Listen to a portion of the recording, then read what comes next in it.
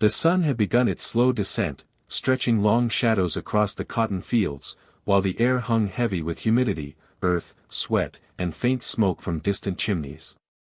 Amid this oppressive landscape moved a woman whose presence was both ordinary and extraordinary, as though the land itself subtly shifted around her passage. Workers bent under the weight of labor paused mid-motion, eyes drawn to her almost involuntarily.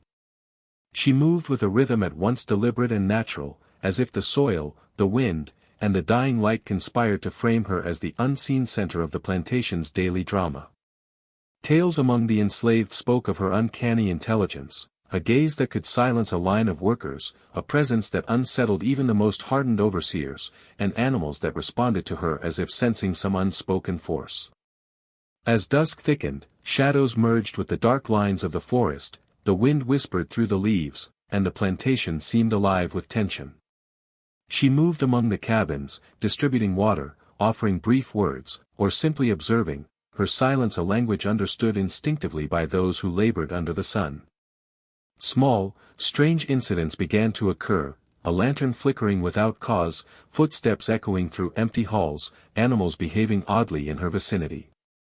The patterns, subtle yet precise, hinted at something deliberate, almost sentient. Night deepened, and she remained a focal point, her influence palpable in ways both subtle and uncanny. Shadows seemed to follow her, or perhaps she moved in harmony with them. Observers, children and adults alike, began to sense a presence beyond ordinary perception, glimpsing her in fields or doorways, vanishing before approach. By dawn, the plantation fell into tentative calm, yet the mystery endured. Even as daylight revealed the ordinary rhythms of labor and decay, her presence retained an ethereal quality, deeply human, yet somehow untethered, an enigma whose life seeded fascination, fear, and stories that would endure long after the fields had gone silent. The plantation stretched over hundreds of acres, a sprawling domain of cotton fields, pastures, and dense woodland, bordered by a meandering river that glinted under the afternoon sun.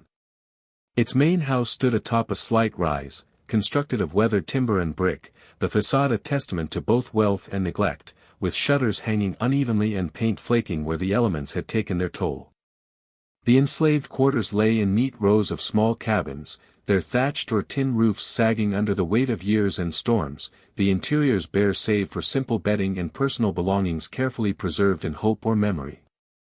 Pathways carved into the earth connected these structures, winding between fields and gardens, each path marked by the footsteps of those who labored endlessly beneath the merciless sun. The very layout of the plantation spoke of control, hierarchy, and the deliberate separation of those who wielded power from those who were subjugated. Daily life for the enslaved followed a relentless rhythm dictated by the seasons, the labor demands of cotton, and the caprices of the plantation owners. Dawn often arrived before the sun, with the long wooden bell signaling the beginning of work, and the fields filling with figures stooped and silent, hands stained with soil and cotton sap. Their movements were precise, practiced, almost ritualistic, reflecting the need for efficiency under constant supervision. Overseers patrolled with whips and watchful eyes, their presence a constant reminder of the fragile balance between compliance and punishment. Among the enslaved, subtle systems of communication emerged, glances, whispers, and small gestures that conveyed warnings, encouragement, or solace.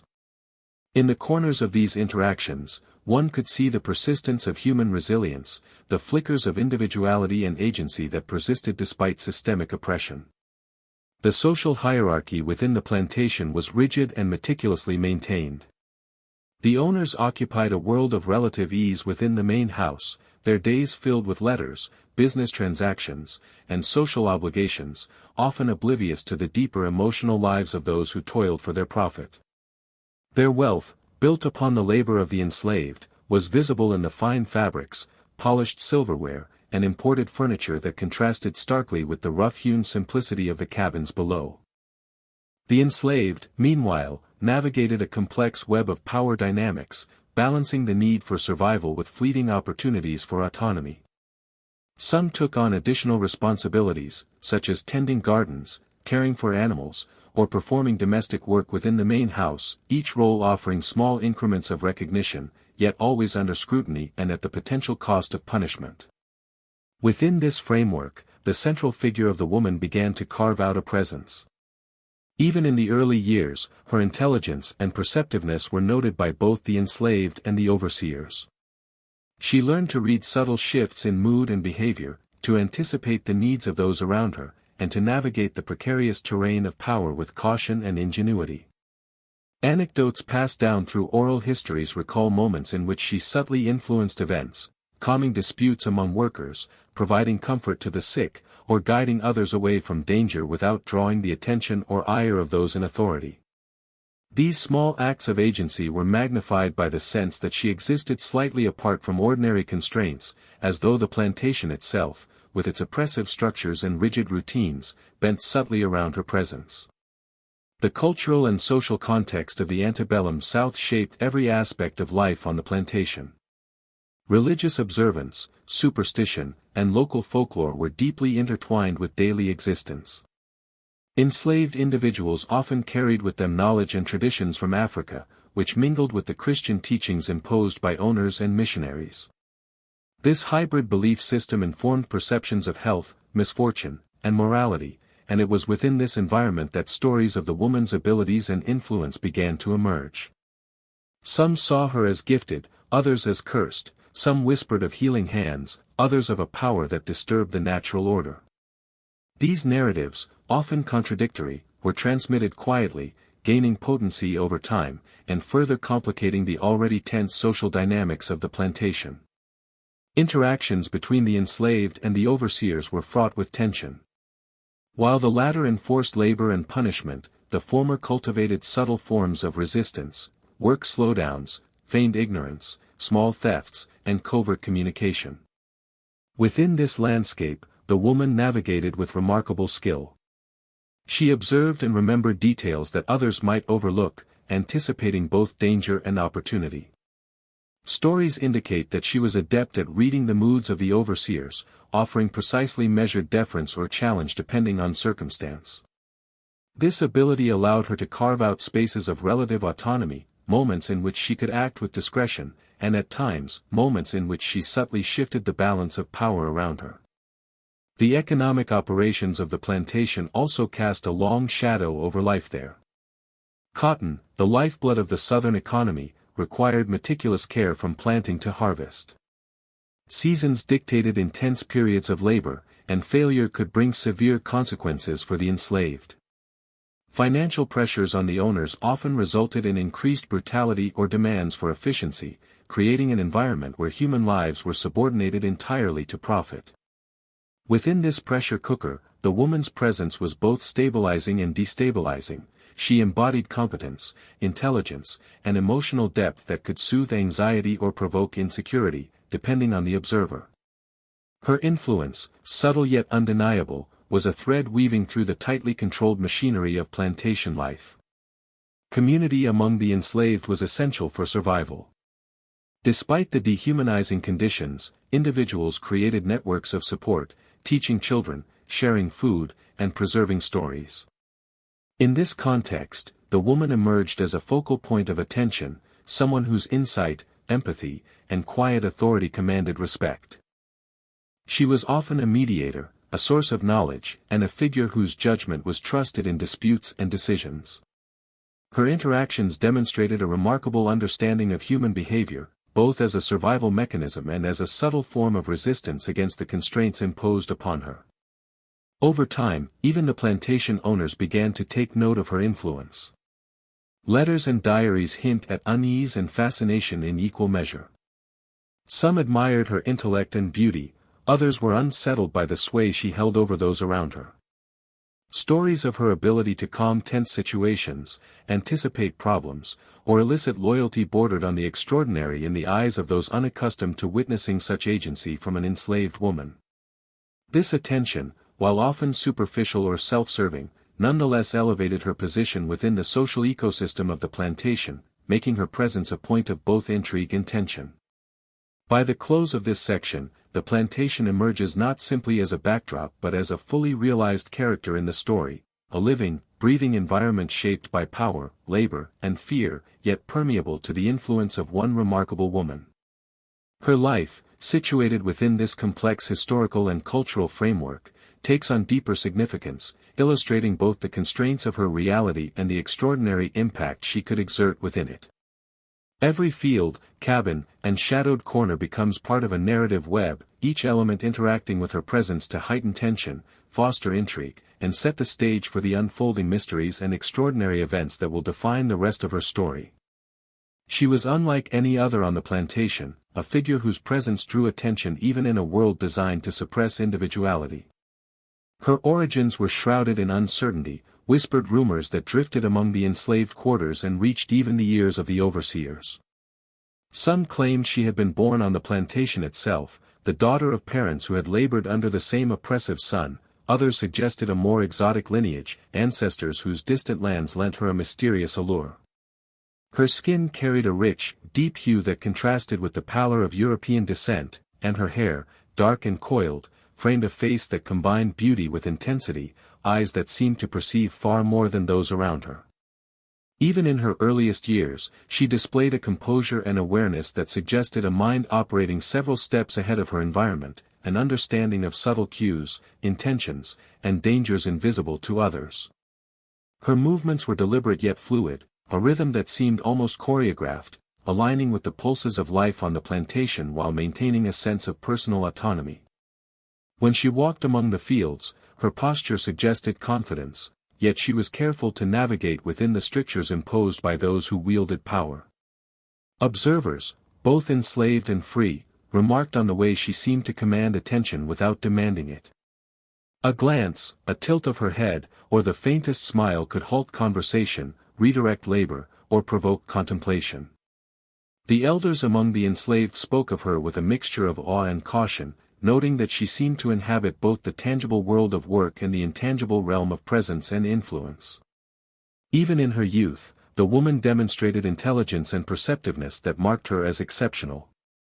She learned quickly, observing patterns of behavior, memorizing the routines of overseers, and understanding the unspoken rules that governed both punishment and reward. Her awareness extended to the smallest details, a whispered conversation in the quarters, the placement of tools in the fields, or the subtle shifts in the owner's moods. She adapted with an almost uncanny precision, ensuring her survival while quietly asserting her autonomy. Stories passed down in hushed tones describe moments where she anticipated danger before it arrived, guiding others away from harm or subtly diffusing tension in moments that could have escalated to violence. The plantation itself seemed to respond to her presence. Animals, once restless or skittish, were often calm in her vicinity. Chickens would gather at her feet, dogs would linger without command, and even horses, sensitive creatures attuned to the emotions and movements of humans, appeared unusually compliant or watchful when she approached. These observations, initially dismissed by overseers as coincidence, became a source of whispered commentary among the enslaved. Children were captivated by her, following her silently as she moved about her duties, absorbing the lessons embedded in her actions, the careful attention to detail, and the unspoken wisdom she embodied. Interactions with her peers were similarly noteworthy. Among other enslaved individuals, she cultivated both respect and admiration. She mediated disputes, offered guidance, and provided comfort to those in distress. Yet she was not universally adored. There were moments of tension, envy, or misunderstanding, particularly among those whose influence she inadvertently diminished. Her skill in navigating these interpersonal dynamics became part of her growing reputation as someone extraordinary, a figure whose presence was inseparable from both intrigue and apprehension. Observers beyond the enslaved quarters also took notice. Overseers, accustomed to maintaining rigid authority, occasionally found themselves unsettled by her composure and subtle assertiveness. While her actions rarely overtly challenged the social order, they revealed a quiet intelligence that could not be ignored. Anecdotes suggest that her ability to anticipate needs, diffuse conflicts, or subtly influence outcomes caused unease among those in power, even as they sought to rationalize her abilities within the limited frameworks of observation and control available to them. Subtle acts of defiance became more apparent as she matured. She learned to bend the rules of labor, stretching them just enough to preserve her dignity and autonomy without attracting punishment. She assisted others in ways that went unnoticed by the overseers, such as hiding small amounts of food, providing care for the sick, or facilitating the covert communication of important messages. These small but deliberate interventions contributed to her aura of capability and discernment, reinforcing the perception that she operated on a plane above ordinary limitations. The mysterious aura surrounding her was compounded by accounts of seemingly inexplicable events. People recalled moments when objects appeared moved without explanation, when lights flickered, or when sounds echoed in empty spaces, all often coinciding with her presence. The enslaved whispered among themselves, attributing these occurrences to luck, skill, or something more arcane. Even skeptical observers could not entirely dismiss the pattern, and over time, these stories fed a growing legend, further elevating her status as someone whose existence straddled the boundary between reality and the extraordinary. Her intellect and social acumen extended beyond mere survival. She developed an understanding of human behavior that allowed her to influence and guide others subtly, establishing herself as a figure of both authority and fascination. Adults and children alike instinctively recognized her judgment, seeking her counsel in moments of uncertainty. Even the plantation owners, though often dismissive or critical, acknowledged her ability to inspire loyalty and obedience among the laborers, a quality that both intimidated and intrigued them. Romantic and emotional currents were occasionally noted in relation to her presence. Men and women alike were drawn to her, though expressions of admiration were constrained by the rigid hierarchies of the plantation.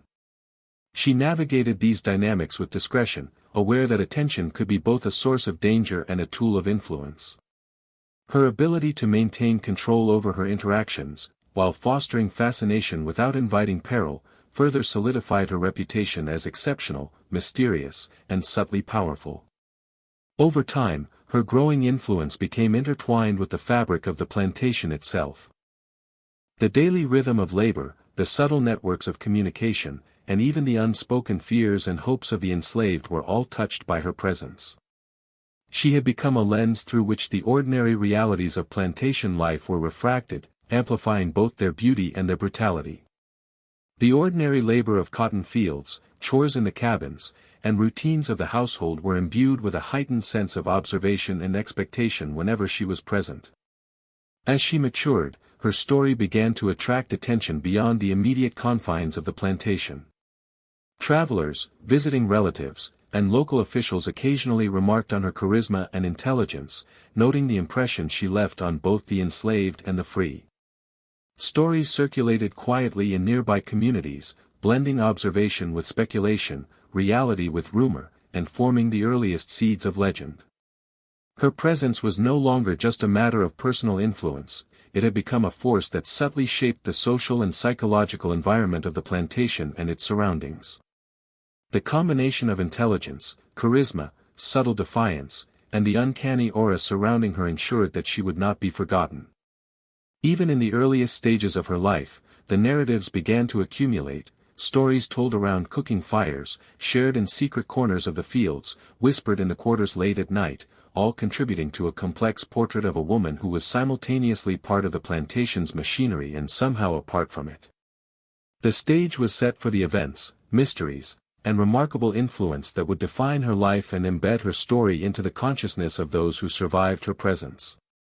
Stories began to circulate quietly, first among the enslaved, then gradually reaching the periphery of the overseer's awareness, about the woman who seemed to exist in two planes simultaneously, the ordinary world of labor and suffering, and a realm tinged with mystery and influence. Her presence, once a subtle curiosity, became the subject of hushed conversations near cooking fires, at the edge of the fields, and in the dimly lit cabins where the enslaved gathered to share moments of respite from the relentless demands of work. These whispers were rarely casual, they carried an edge of reverence, of fear, and of awe, as those who spoke them were attempting to articulate something that defied straightforward explanation. The stories varied in detail but converged around a few central themes. Some claimed she had an almost preternatural ability to anticipate events, predicting the weather, foreseeing minor accidents, or sensing the moods of those around her with uncanny accuracy. Others spoke of more unsettling occurrences, subtle manipulations of objects, inexplicable sounds, and fleeting shadows that seemed to accompany her. Animals, too, were central to these accounts, chickens that gathered silently at her feet, dogs that refused to leave her side, and horses that behaved unnaturally calm or alert when she was near.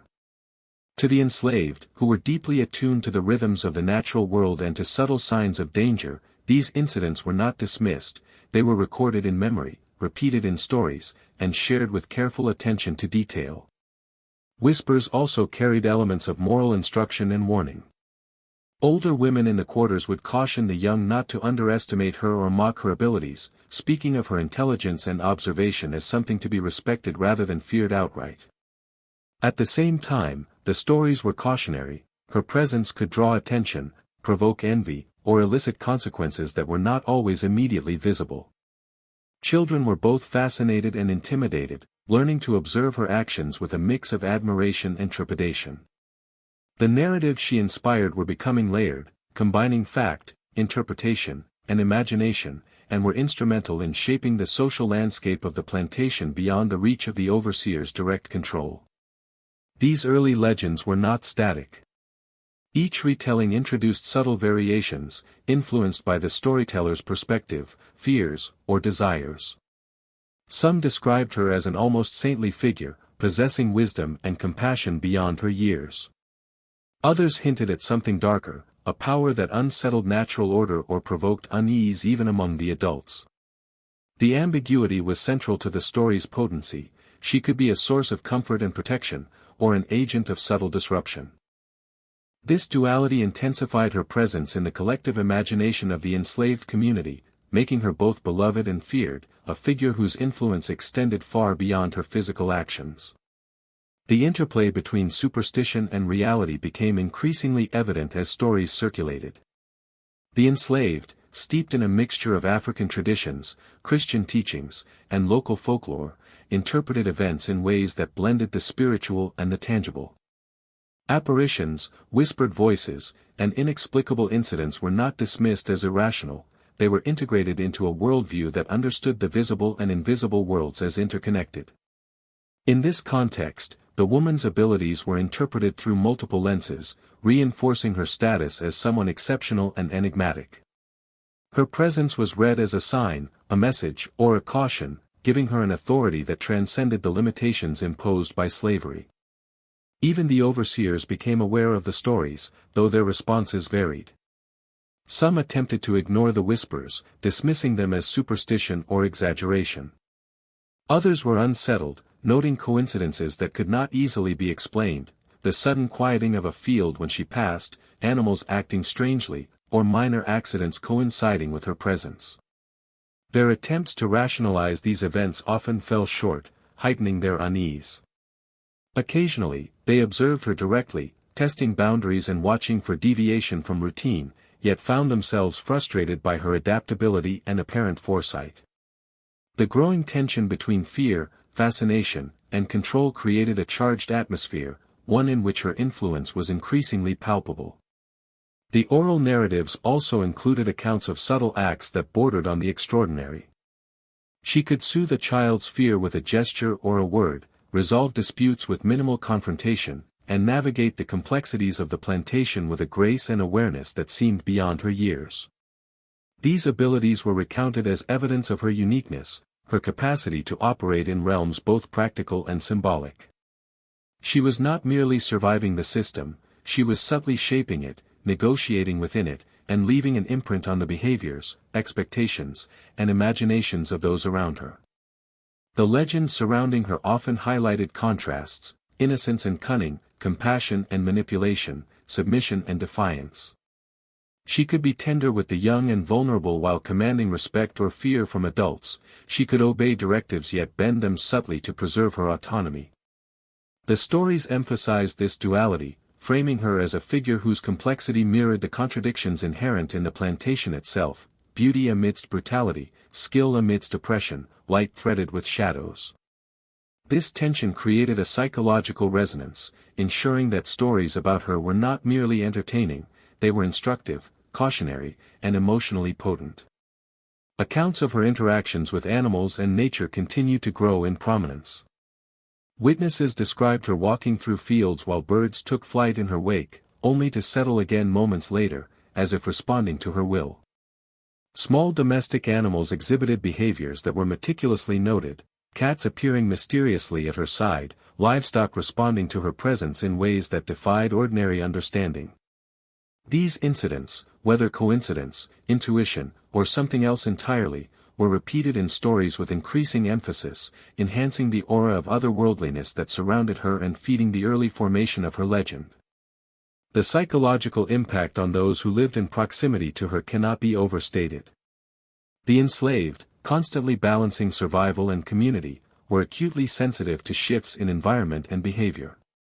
Her presence introduced a variable they could neither fully predict nor control, a reminder that even in an oppressive system, there existed a locus of agency and influence beyond the grasp of the overseers.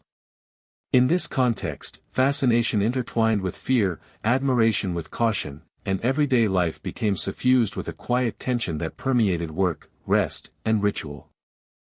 By the time these stories reached the edges of the plantation, they had already begun to shape broader perceptions. Visitors, traveling relatives, and neighboring workers would occasionally recount hearing of her presence, adding layers of embellishment or interpretation.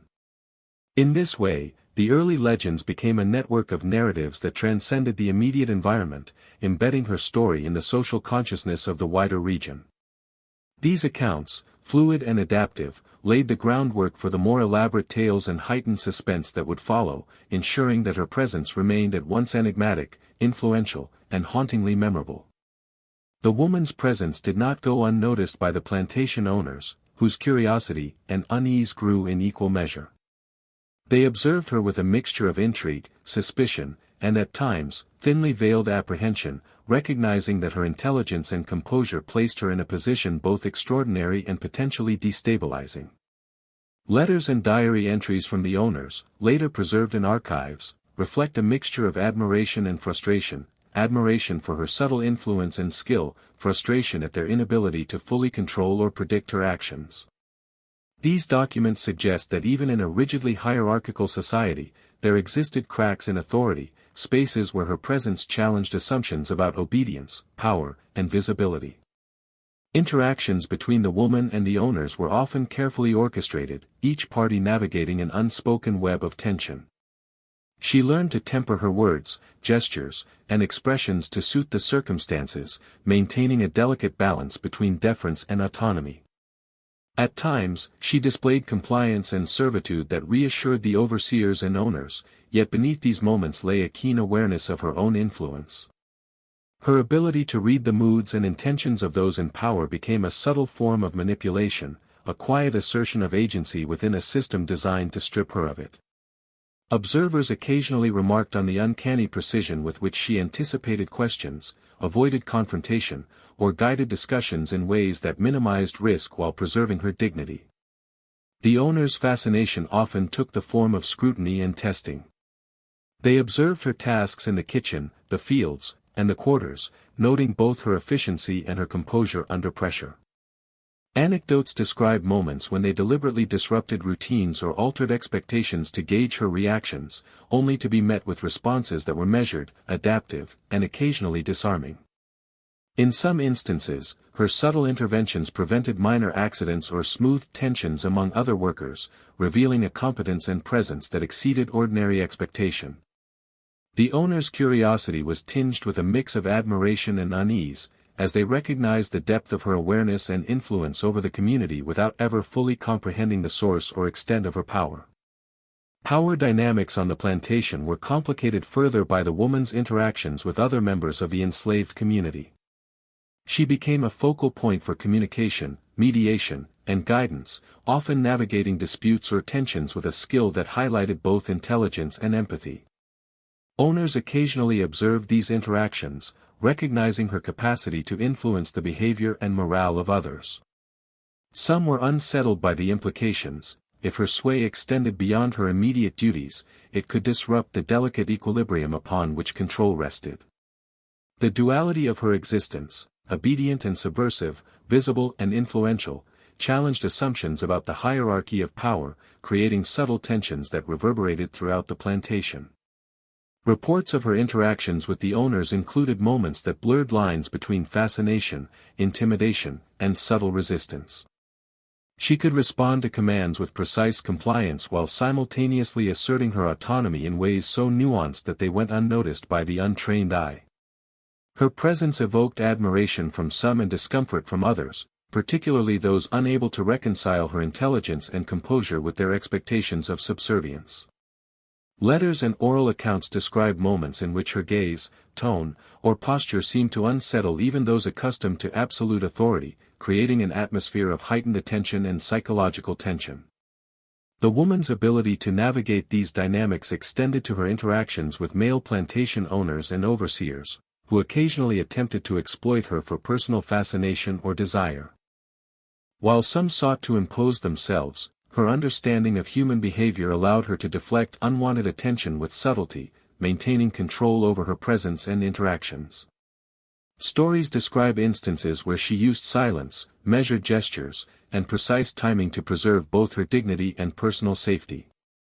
In doing so, she transformed potential vulnerability into a demonstration of agency, further solidifying her enigmatic status among both the enslaved and the enslavers. Her influence extended beyond personal interactions into the very operations of the plantation. She observed labor patterns, noted inefficiencies, and offered guidance that, whether solicited or not, often improved outcomes. These actions did not go unnoticed by the owners, some of whom begrudgingly acknowledged her competence while simultaneously feeling unsettled by the implicit challenge to their authority. Anecdotes describe moments when her subtle interventions prevented accidents, mitigated disputes, or otherwise enhanced the productivity of the workforce. To the enslaved, these actions were acts of quiet leadership, while to the owners, they were reminders of a presence that could not be fully controlled or understood. The tension between curiosity and fear intensified as stories of her uncanny perception circulated. Observers noted her ability to anticipate events, guide behavior, and subtly influence outcomes in ways that defied ordinary explanation.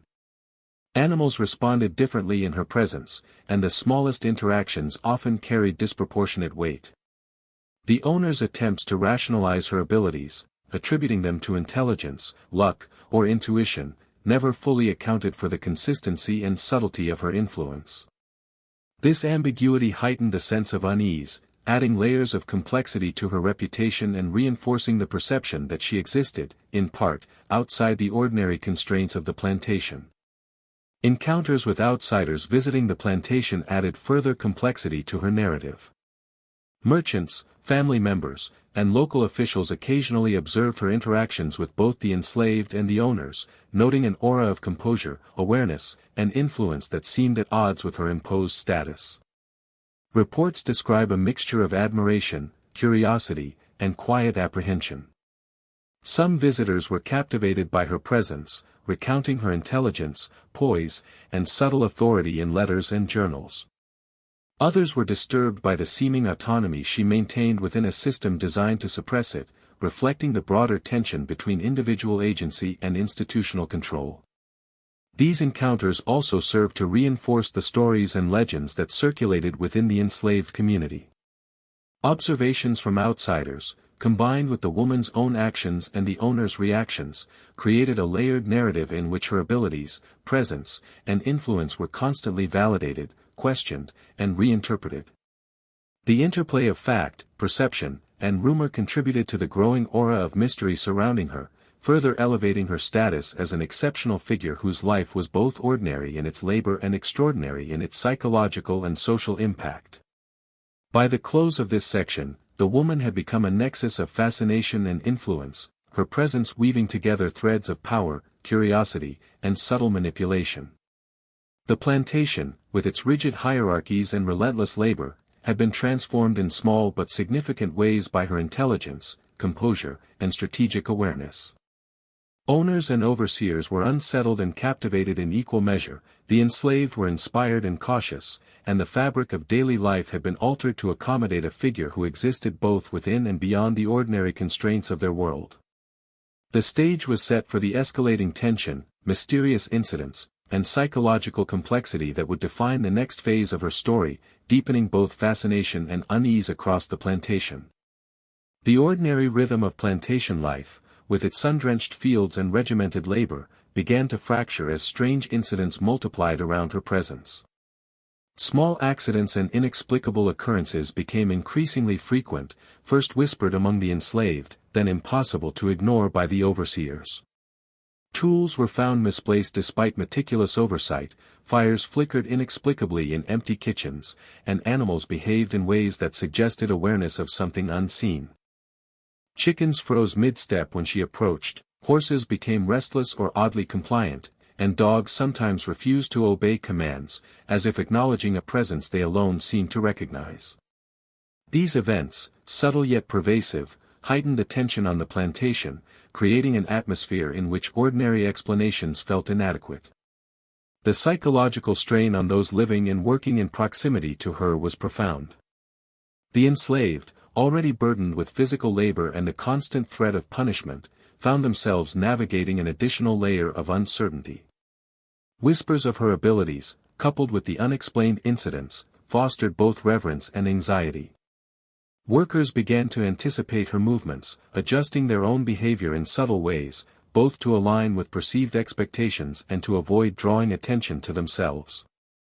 Fear and fascination intertwined, creating an almost ritualized awareness of her presence that permeated daily life. Overseers, accustomed to maintaining strict authority through intimidation and vigilance, were similarly affected. Their attempts to rationalize or control the incidents often failed, producing frustration, confusion, and heightened vigilance. Some began to doubt their own perceptions, noting patterns they could not explain, a lamp extinguished only when she passed, whispers echoing in empty rooms, or minor accidents coinciding with her proximity. These repeated anomalies challenged their understanding of causality, introducing a subtle but persistent unease into the otherwise rigidly controlled plantation environment. The woman herself exhibited behaviors that compounded the sense of mystery. Observers described moments in which she seemed unusually attentive, as if perceiving subtle shifts in mood, air pressure, or the movements of those around her. Her gestures and expressions were carefully measured, capable of both soothing and unsettling. In interactions with the enslaved, she offered guidance, comfort, or warnings with a precision that suggested an acute awareness of human psychology. At the same time, her presence could amplify the anxiety of the overseers and owners, as she demonstrated an intuitive grasp of the social dynamics and fears that structured their authority. Accounts of specific incidents grew increasingly detailed and troubling. One story described a lantern falling from a shelf without apparent cause as she entered a room, yet her hands were empty and steady. Another recounts a sudden, inexplicable illness affecting livestock near her path, only for the animals to recover once she moved away.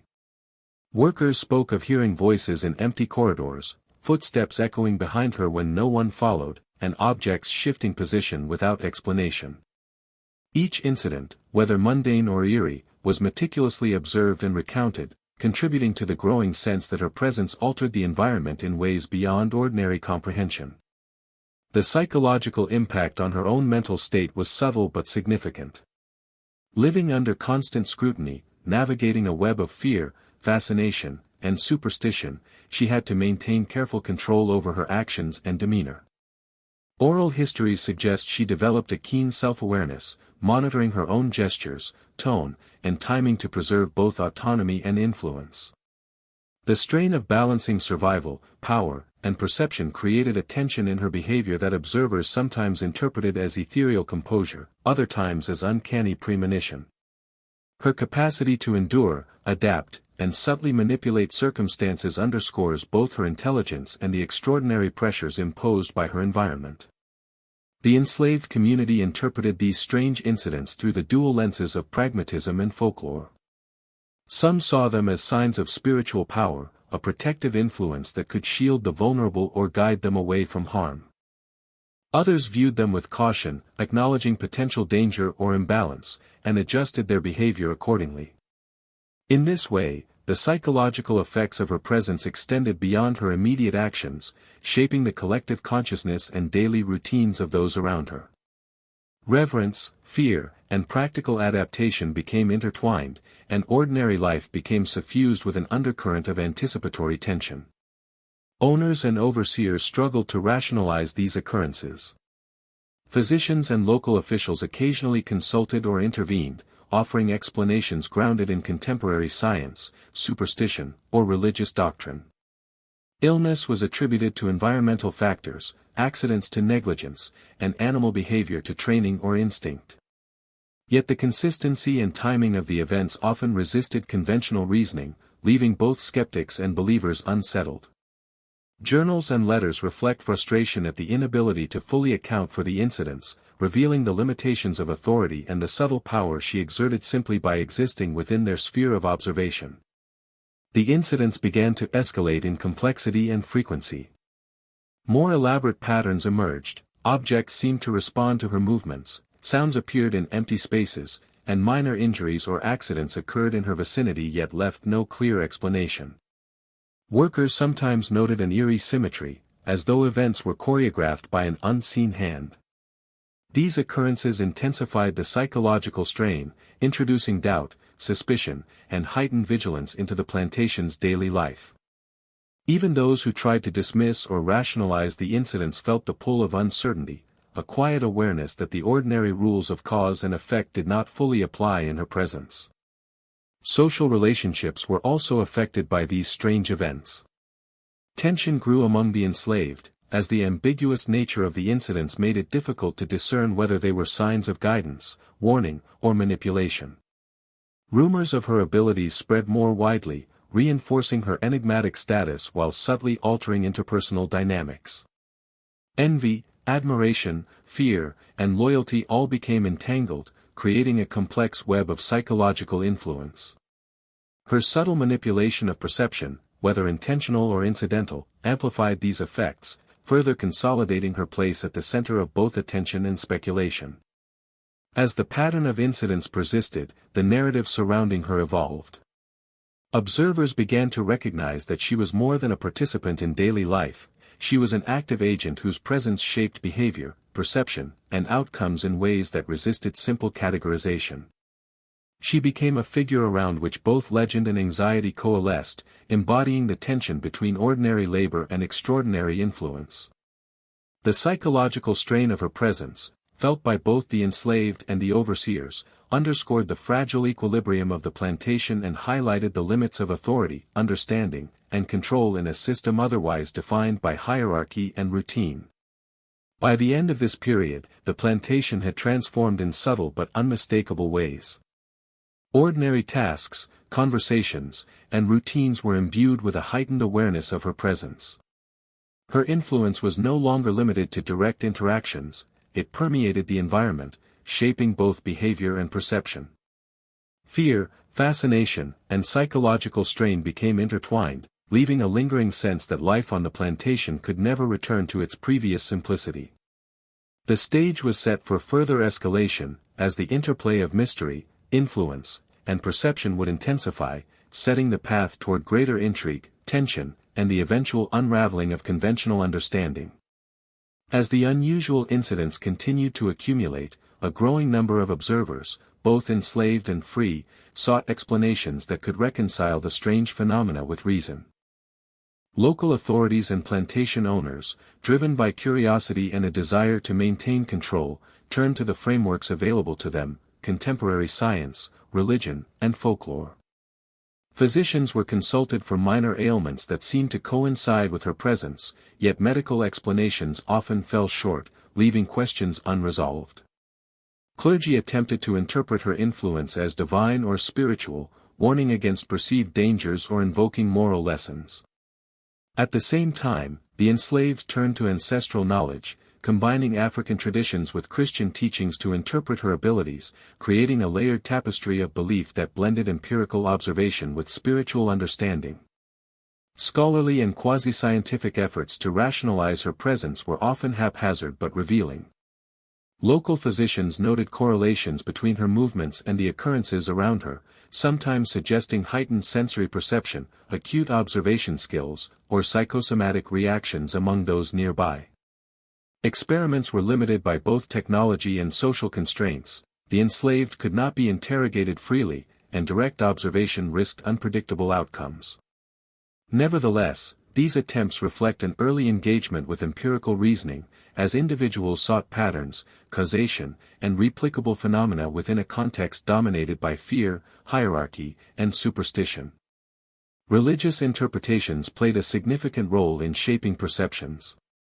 Ministers, visitors, and some owners interpreted her abilities as manifestations of divine favor, sin, or even temptation. Sermons and private reflections emphasized moral lessons, framing her as a test of faith or a conduit of mystical forces. These interpretations were often contradictory, reflecting the tension between awe and fear, admiration and suspicion. For the enslaved, religious narratives were intertwined with survival strategies, providing frameworks to understand and navigate phenomena that defied ordinary logic, reinforcing her status as someone exceptional and potentially powerful beyond ordinary comprehension. Folklore and rumor also flourished, merging observation with imagination.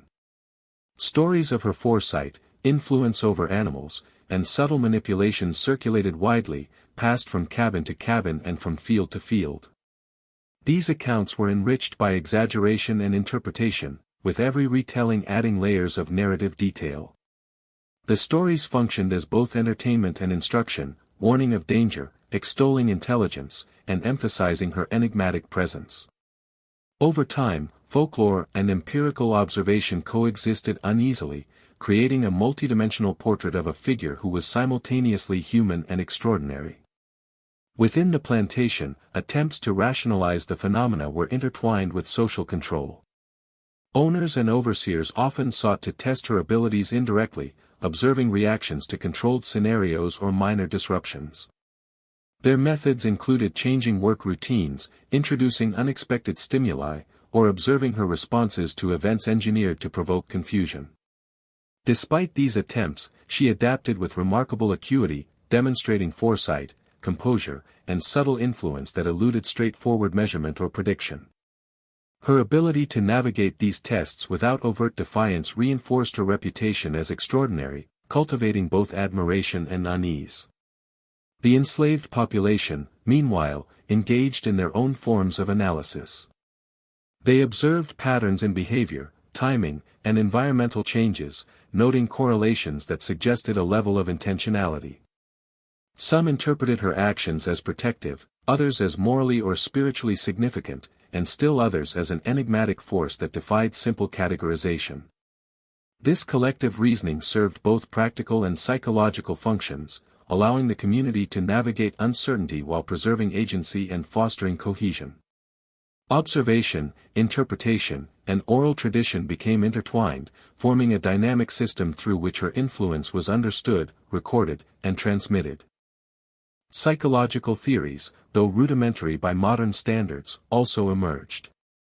Some observers speculated that her presence elicited heightened awareness or subconscious reactions among those around her, creating phenomena that appeared supernatural but were grounded in human perception and suggestion. Others posited that she possessed an extraordinary intuitive ability, reading emotions, intentions, and environmental cues with precision that bordered on prescience. While these explanations were speculative, they reflect an early attempt to reconcile extraordinary observation with rational thought, acknowledging both her agency and the limitations of conventional understanding. Attempts at rationalization were not limited to external observers, she herself seemed to operate with awareness of these interpretations. Oral histories suggest that she carefully managed her presence, modulating actions, gestures, and words to shape perception. By maintaining ambiguity, she preserved both safety and influence, allowing her to operate within the constraints of the plantation while subtly guiding the behavior and beliefs of those around her. Her self-awareness became an additional layer of complexity, as she navigated the interface between observation, interpretation, and action with strategic precision. These efforts at explanation often collided with the persistence of unexplained phenomena.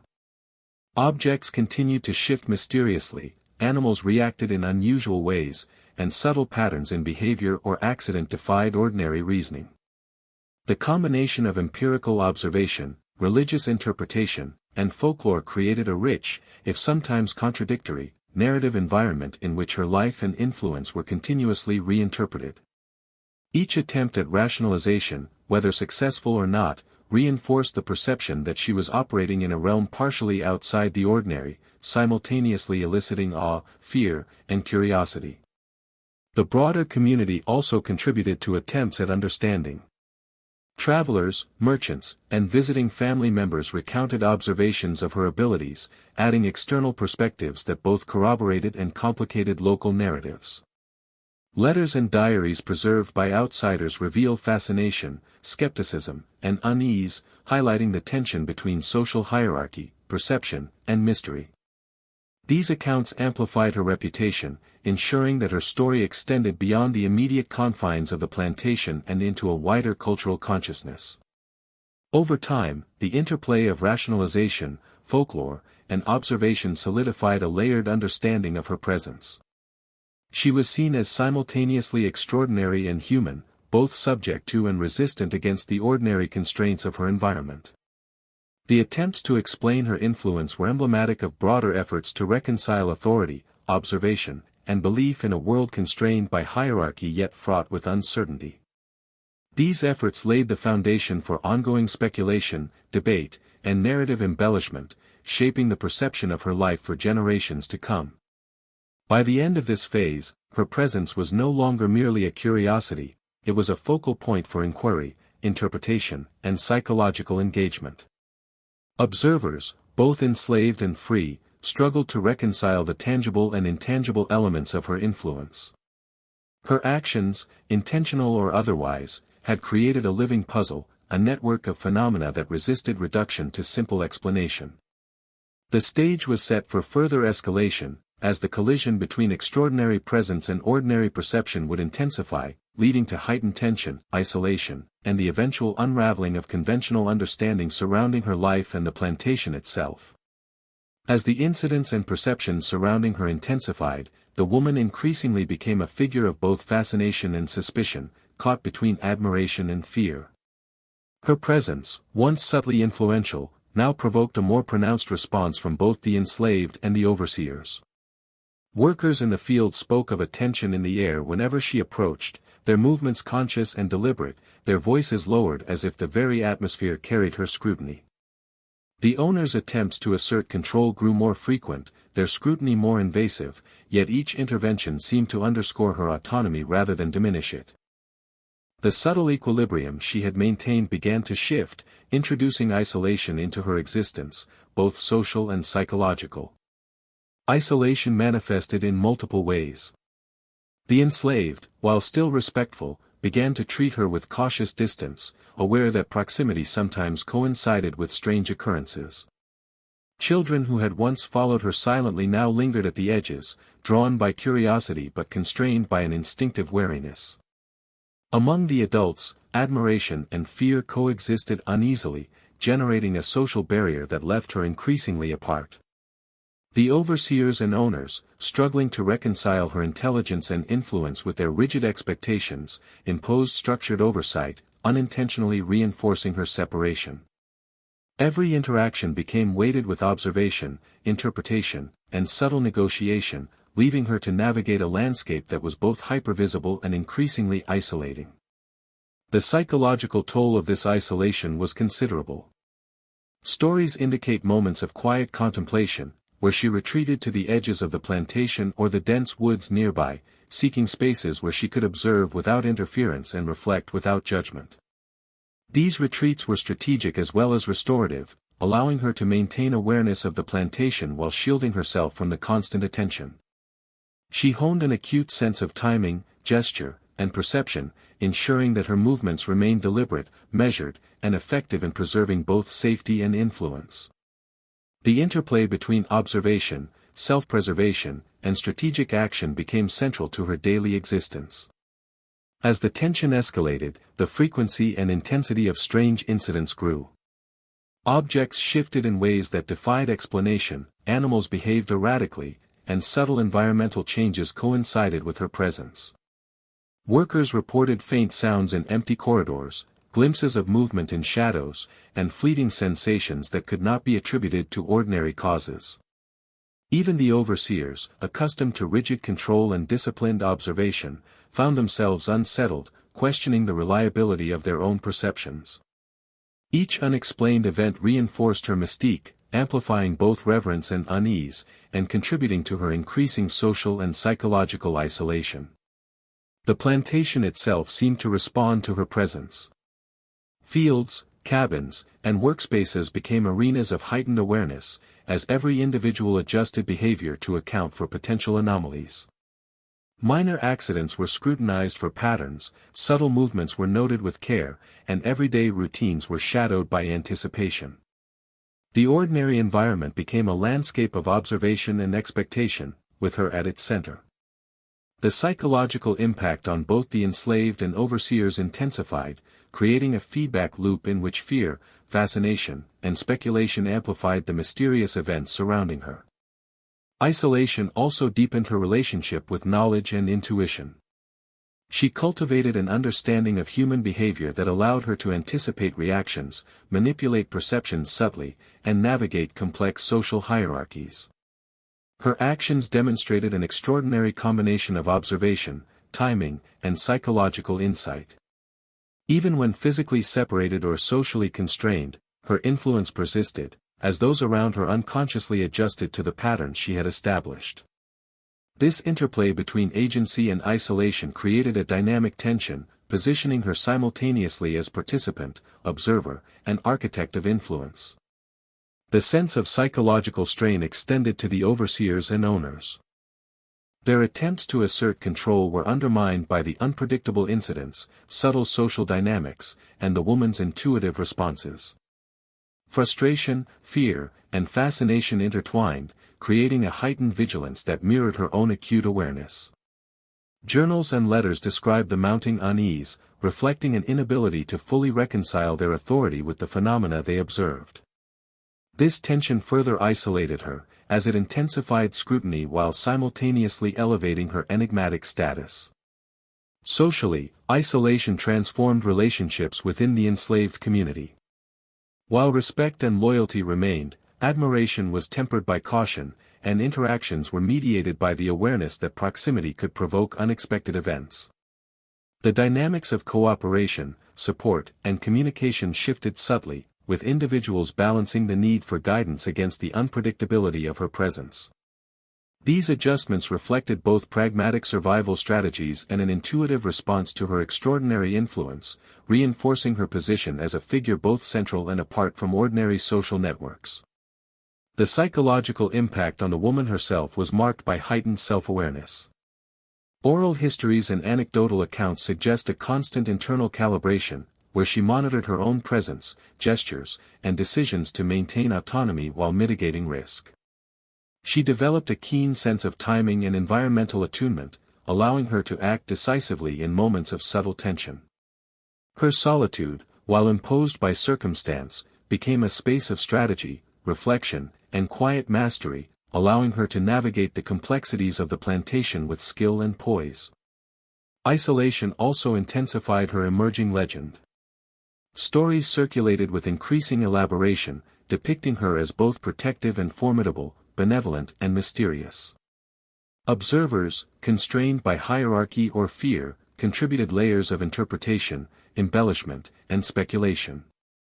By situating her at the center of a narrative web, isolation paradoxically amplified her presence, ensuring that every interaction, observation, and incident carried disproportionate weight in the collective imagination. Her life became a nexus of perception, rumor, and reality, where the extraordinary and ordinary intertwined in ways that heightened suspense, admiration, and unease. By the close of this section, the interplay of isolation, influence, and mystery had reached a critical juncture. Her social and psychological separation from both enslaved and overseers intensified the extraordinary character of her presence, while the plantation itself became an environment where observation, expectation, and uncertainty defined daily existence. The foundation was laid for further escalation, as isolation, psychological strain, and mysterious occurrences would intersect with growing tension, leading to the unraveling of conventional understanding and the emergence of profound, lingering questions about her life and the plantation's reality. The events surrounding the woman began to leave lasting imprints on the plantation long after the most striking incidents had occurred. Even as some observers sought to return life to its former rhythm, the environment had been irrevocably altered by her presence. Fields, cabins, and workspaces retained a sense of heightened awareness, a subtle tension that lingered in the air. Workers moved with caution, their actions influenced by the memory of inexplicable occurrences, whispered warnings, and the pervasive sense that ordinary understanding was insufficient to account for all that had transpired. The plantation itself, once defined by routine and strict hierarchy, now bore traces of uncertainty, reflection, and an ineffable psychological residue that affected all who remained. The enslaved community, intimately attuned to both the practical and spiritual dimensions of their environment, responded to this lingering influence in varied ways. Some approached daily labor with renewed caution, mindful of patterns they could not fully interpret. Others retreated into communal storytelling, recounting the woman's actions, the subtle incidents that defied explanation, and the lessons embedded in her presence. These narratives reinforced collective memory, transmitting both practical guidance and the mythos that had grown around her. Children, who had once been captivated by her movements, now absorbed these stories with a mixture of awe, fear, and fascination, ensuring that her influence would persist across generations, embedded in both imagination and lived experience. Observers among the overseers and owners experienced a more complex psychological aftermath. Frustration, curiosity, and unease persisted, as the inexplicable nature of her influence remained unresolved. Many were forced to reconcile the limits of their authority with the subtle power she had exerted. Their diaries, letters, and official reports reflect both admiration for her intellect and anxiety over the impossibility of full control. In some instances, attempts were made to codify events or incidents, recording patterns, anomalies, and witness accounts. Yet the cumulative effect of these efforts often highlighted the very gaps in understanding that her presence had created, underscoring the limits of observation, hierarchy, and empirical reasoning in a world complicated by human perception, intuition, and subtle agency. The lingering shadows of her influence also permeated interpersonal relationships. Among the enslaved, respect and fear coexisted uneasily, shaping interactions and social hierarchies. Those who had witnessed her subtle interventions navigated a complex moral and psychological landscape, balancing loyalty, admiration, and caution. Among the overseers and owners, awareness of her influence created tension between authority and uncertainty. Minor incidents continue to provoke reflection, debate, and sometimes anxiety, as patterns associated with her presence persisted even in her absence. The psychological landscape of the plantation was now defined as much by memory, anticipation, and speculation as by the tangible routines of labor and hierarchy. Stories and legends continued to evolve in her absence. Accounts of strange occurrences, intuitive actions, and subtle interventions grew in detail and complexity, blending first-hand observation with embellishment and interpretation. Oral histories became increasingly layered, capturing both the factual basis of her influence and the imaginative narratives that had arisen around it. The interplay of memory, rumor, and interpretation produced a dynamic and evolving mythos, one that transformed her life into a symbol of intelligence, agency, and mystery.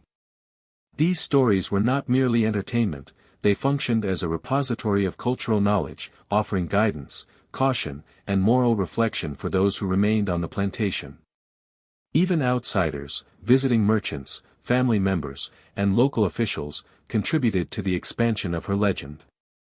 Letters, diaries, and personal accounts preserved their impressions, blending admiration, skepticism, and intrigue.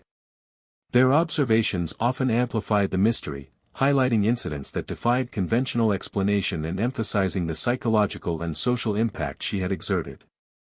Through this wider network of narrative transmission, her presence transcended the confines of the plantation, entering a broader cultural consciousness where stories of extraordinary insight, subtle manipulation, and enigmatic agency circulated alongside local folklore and moral reflection. The enduring impact of her presence also manifested in practical behaviors. Patterns of labor, communication, and social interaction had been subtly reshaped by her influence. Workers adapted routines in anticipation of possible incidents, observed one another for subtle cues, and responded to environmental anomalies with heightened attention. These behavioral adaptations persisted across seasons, embedding a quiet but persistent sense of caution and attentiveness into daily life. The ordinary rhythms of the plantation were thus permanently intertwined with the extraordinary legacy she had left, creating an environment where perception, expectation, and memory played as significant a role as physical labor and hierarchical authority. Psychologically, her absence magnified the memory of her presence. The individuals who had encountered her influence repeatedly reflected on past events, seeking to understand patterns, motives, and consequences. For the enslaved, this reflection often reinforced lessons about intuition, awareness, and strategic thinking in the context of survival. For overseers and owners, reflection underscored the fragility of control, highlighting the limitations of authority when confronted with intelligence, perception, and subtle social influence. In both cases, her impact persisted not as an immediate force but as a shaping principle embedded in memory, anticipation, and the unspoken rules of social engagement. Religious and spiritual interpretations continued to shape the narrative of her life. Ministers, enslaved elders, and community leaders integrated her actions into broader frameworks of morality, divine providence, and mystical significance. Some viewed her as a conduit of spiritual insight, others as a test of moral discernment, and still others as an enigmatic figure whose influence defied classification. These interpretations layered additional meaning onto already complex social and psychological landscapes, reinforcing the sense that her life and actions existed at the intersection of ordinary experience and extraordinary influence. The plantation itself became a space haunted by the interplay of presence and memory. Routine tasks were approached with a heightened awareness of potential anomalies, conversations were punctuated by references to past events, and behavior was subtly influenced by lingering narratives of observation and intervention. This collective attentiveness created an environment in which ordinary life and extraordinary memory coexisted, shaping perception, interaction, and the psychological framework of all who lived and labored there. Her influence was thus embedded not in immediate action alone but in the enduring patterns of thought, behavior, and narrative that persisted after her presence had receded. By the end of this period, the plantation had been transformed into a living record of her influence. Memory, rumor, observation, and social adaptation combined to preserve the extraordinary dimensions of her life. Her presence continued to be felt in the subtle gestures, cautious movements, and reflective thoughts of those who remained. The psychological, social, and cultural impact of her existence had created a legacy that transcended physical space, ensuring that her story would continue to shape perceptions, behaviors, and imagination long after the immediate events had passed. The stage was set for the final interpretations, enduring mysteries, and unresolved questions that would cement her life as a figure of fascination, reflection, and enigmatic power. As the years passed, the stories of the woman who had captivated the plantation persisted, evolving into a mixture of fact, speculation, and legend. Scholars, historians, and storytellers would later examine the events with a critical eye, attempting to parse truth from embellishment. Some proposed that her extraordinary abilities were the product of acute observation, intelligence, and social acumen, skills honed by necessity and survival in a brutal system. Others argued that her influence was magnified by the human tendency to interpret ambiguous events in ways that reinforce awe and fear. Even with careful analysis, definitive answers remained elusive, and each explanation seemed only to deepen the sense of mystery surrounding her life. One line of thought emphasized her strategic intelligence.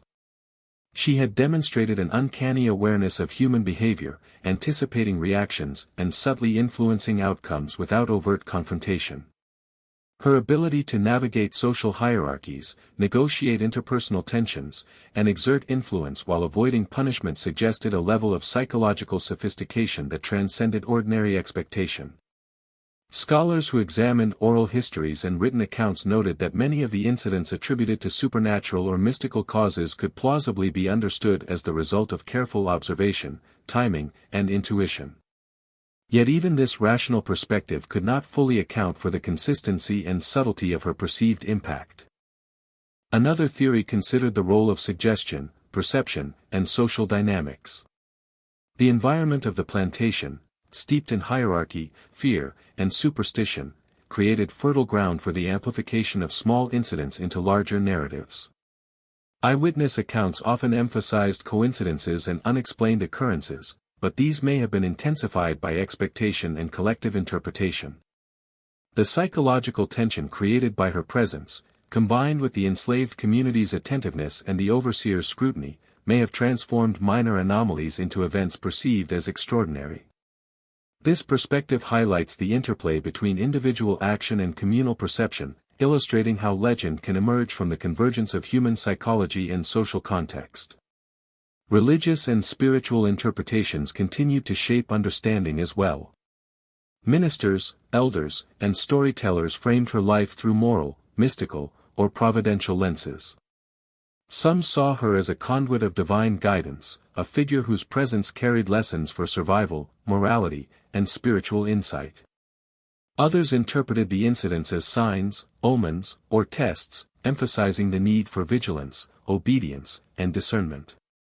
These interpretations provided narrative coherence in a world marked by uncertainty and injustice, reinforcing the moral and psychological dimensions of her influence. Even modern historians recognize the complexity of interpreting events through layered cultural, spiritual, and social frameworks, noting that her story exists simultaneously as historical fact and interpretive legend. The role of folklore and oral tradition cannot be understated. Stories passed from generation to generation transformed her life into a symbol that was larger than any individual event. Elements of exaggeration, reinterpretation, and embellishment were inevitable, yet they contributed to a rich and multidimensional portrait.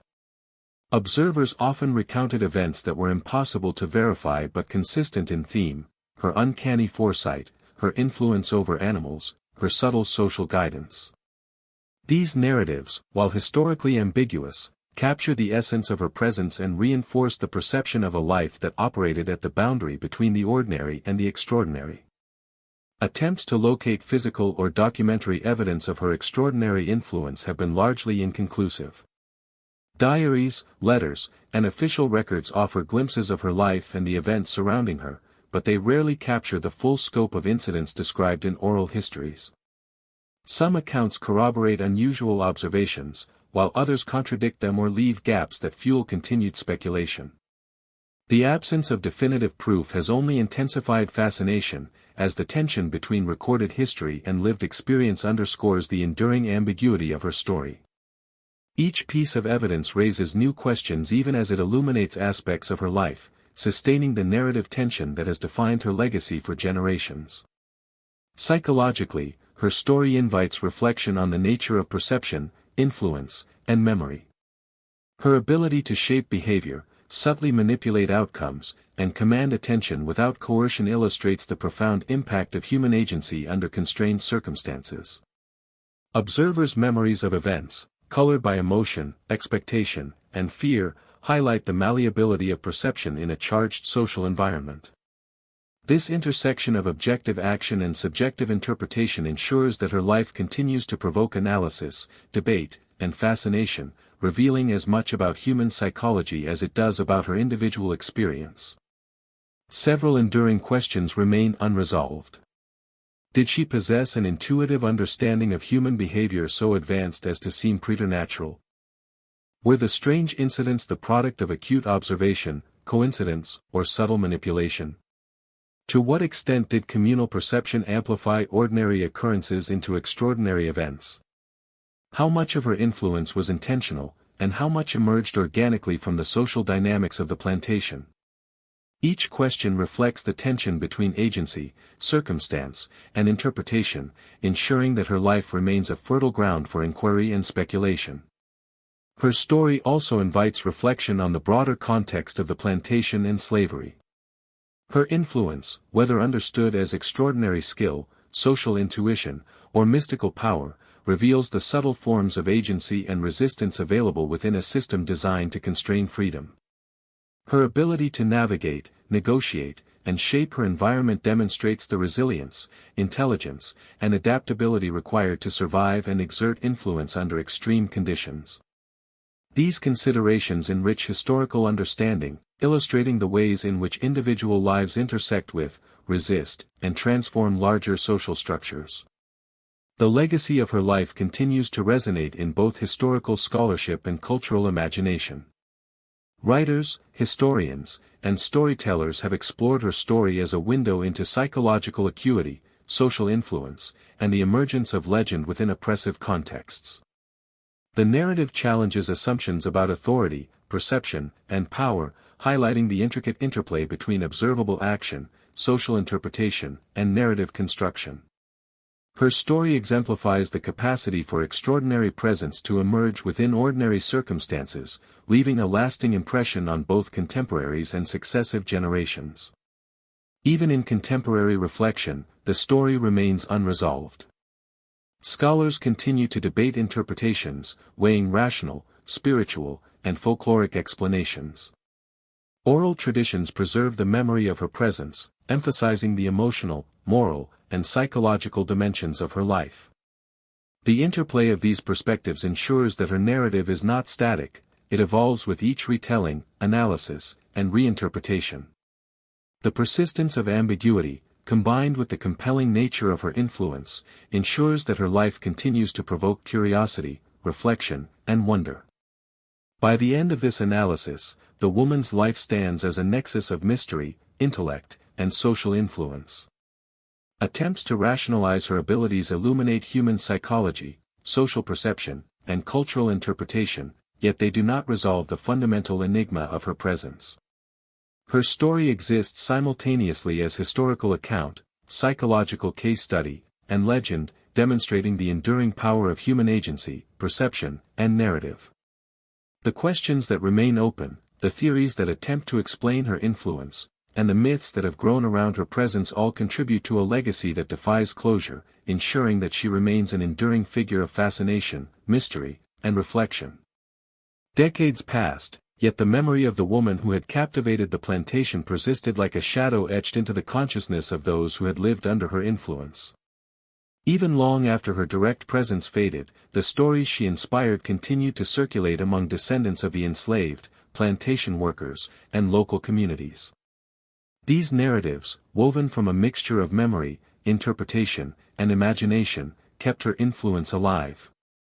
The plantation itself, now altered physically and socially, bore subtle reminders of her life, the quiet corners where she had retreated, the fields she had walked with measured steps, and the social dynamics she had quietly reshaped.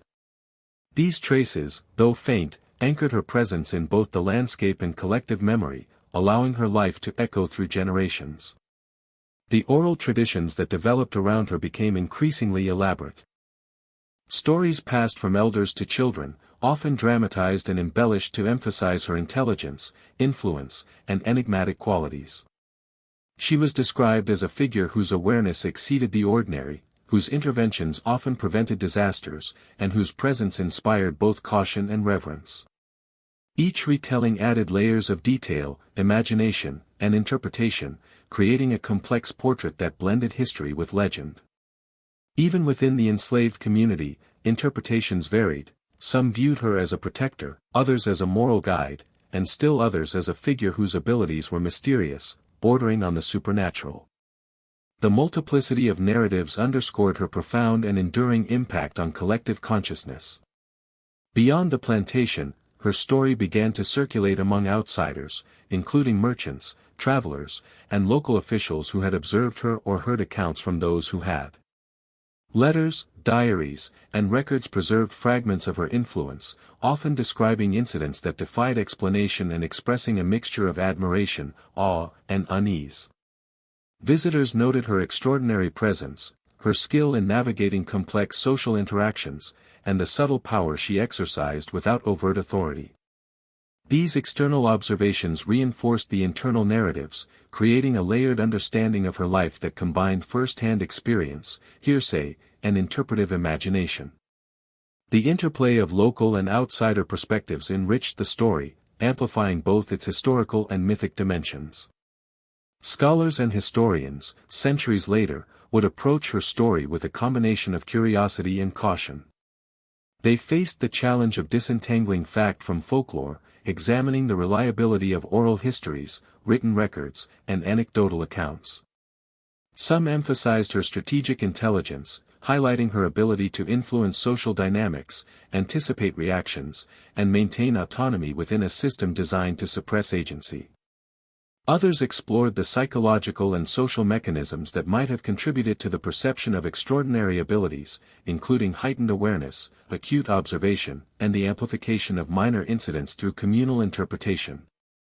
These analyses underscored the complexity of her influence, suggesting that her life operated at the intersection of extraordinary agency, human perception, and narrative construction. The plantation environment itself had been permanently altered by her presence, shaping social structures, labor practices, and communal relationships. Even after her departure or passing, the memory of her interventions influenced behavior, reinforcing a sense of caution, attentiveness, and respect. Workers adapted routines based on recollections of her guidance or warnings, while elders recounted lessons embedded in her actions. The psychological and social imprint of her presence persisted, illustrating the long-term consequences of an individual's influence within a tightly constrained and hierarchical society. These legacies, both tangible and intangible, reinforced the perception that her life extended beyond her immediate actions, continuing to shape experience and memory long after her absence. Religious and spiritual interpretations remained central to the evolving narrative. Ministers, elders, and community leaders continued to frame her life in terms of moral, providential, or mystical significance. Some described her as a conduit of divine insight, whose presence embodied lessons about justice, foresight, and human agency. Others interpreted her life as a test of morality, emphasizing the responsibilities of those who witnessed or benefited from her influence. These interpretations layered additional meaning onto her story, allowing it to function as both historical account and moral exemplar. The interplay of spirituality and memory contributed to the richness of her narrative, ensuring that each retelling reinforced the complexity and significance of her life. Folklore surrounding her became increasingly intertwined with communal identity. Descendants of the enslaved recounted her story as part of a shared heritage, highlighting her intelligence, resilience, and ability to navigate oppressive structures. The narrative served both as historical memory and as a framework for ethical and practical guidance, illustrating strategies for awareness, observation, and subtle agency in a challenging world. Stories of her foresight, subtle interventions, and influence over social dynamics became emblematic of survival, wisdom, and the capacity for agency under constraint. This cultural embedding ensured that her presence continued to resonate within the community, long after the tangible structures of the plantation had changed or disappeared. The interplay between memory, legend, and history created ambiguity that heightened fascination. Written records, while valuable, were incomplete and often filtered through the biases of owners, overseers, and outsiders. Oral traditions, while rich and detailed, were subject to embellishment, reinterpretation, and the passage of time. Together, these sources produced a complex, multi-layered narrative in which the woman's life could be appreciated both as historical phenomenon and as enduring symbol. The persistent tension between verifiable events and interpretive narrative reinforced her enigmatic status, ensuring that curiosity, speculation, and admiration continued to shape perceptions across generations. Psychologically, her enduring influence offers insight into the nature of human perception, memory, and social interpretation. The ways in which her actions were remembered, interpreted, and transmitted reveal the capacity for extraordinary presence to shape communal awareness. Individuals and groups responded not only to the events themselves but also to the interpretation, emphasis, and retelling of those events. Her life illustrates how perception, attention, and narrative can magnify influence, creating an enduring psychological and cultural footprint that outlasts physical presence. The intersection of agency, memory, and interpretation underscores the depth and complexity of her lasting impact. The plantation's social landscape remained marked by her legacy. Respect, caution, and attentiveness persisted in interpersonal interactions, reflecting the behavioral adaptations influenced by memory of her actions. Social hierarchies, though formally intact, were subtly reshaped by the recollection of her influence, demonstrating the enduring consequences of her intelligence, composure, and agency. Even in the absence of direct observation, the psychological and social effects of her life continued to shape decision-making, interpersonal dynamics, and community consciousness. These patterns underscore the long-term impact of a single life on both social structure and communal memory. Her story continued to captivate both local communities and historians alike, prompting reflection on the interplay of agency, oppression, and extraordinary presence. Attempts to understand her life illuminated the delicate balance between control and influence, perception and reality, memory and myth. Each retelling, each scholarly investigation, and each oral account contributed to a growing appreciation of her complexity, ensuring that she remained a focal point for both curiosity and contemplation. The enduring resonance of her life highlights the capacity for human intelligence, observation, and subtle action to create a legacy that transcends time, geography, and circumstance. By the conclusion of this phase, the woman's presence had achieved a kind of immortality through memory, narrative, and cultural significance. She existed simultaneously as historical figure, moral exemplar, an enigmatic influence whose life illuminated the nuances of human perception, social dynamics, and psychological insight. The echoes of her actions, decisions, and presence persisted across generations, shaping both lived experience and collective imagination. Her story stands as a testament to resilience, intelligence, and agency, illustrating the enduring power of a life lived with awareness, strategy, and subtle authority in the face of systemic constraint.